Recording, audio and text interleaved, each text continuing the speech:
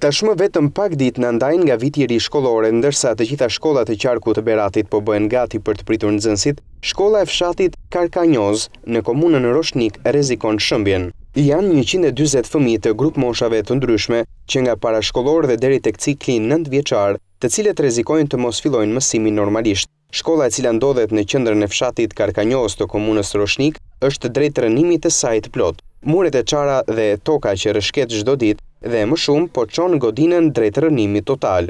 Disa herë kreu i komunës Roshnik, Adriatik Fiska, ka bërë thirrje dhe ka nisur projektin për ndërtimin e një shkolle tjetër për të zgjidhur këtë problem, por asgjë nuk është realizuar veç premtimeve të bëra. Në shkollën 9 vjeçare të fshatit Karkanjoz, shkollë ku sot mësojnë 141 nxënës dhe ka një staf pedagogjik.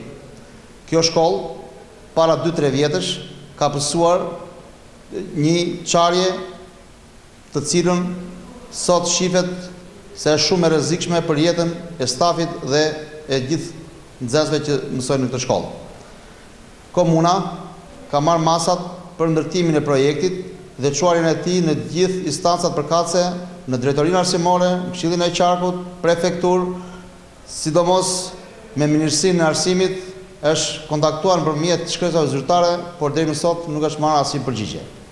Në të njëjtën kohë, edhe te Fondi i Zhvillimit të Rajoneve, gjatë muajit prill, kur atje kërkoheshin projekte përshtatshme për ndërtimin e shkollës, një gjë e tillë është dërguar. Sot, në këtë moment që po flasim, komuna është interesuar që të gjejë ambiente me qira për zhvillimin e mësimit normalisht. Shkolla është në qendrën e fshatit Karkanjoz, por trualli në të cilin është ngritur godina nuk është i përshtatshëm për mbajtjen e saj, pasi çdo ditë dhe më shumë po shkatërrohet, ndërkohë që prindrit ende nuk e dinë se ku do të zhvillojnë këtë vit arsimor fëmijët e tyre.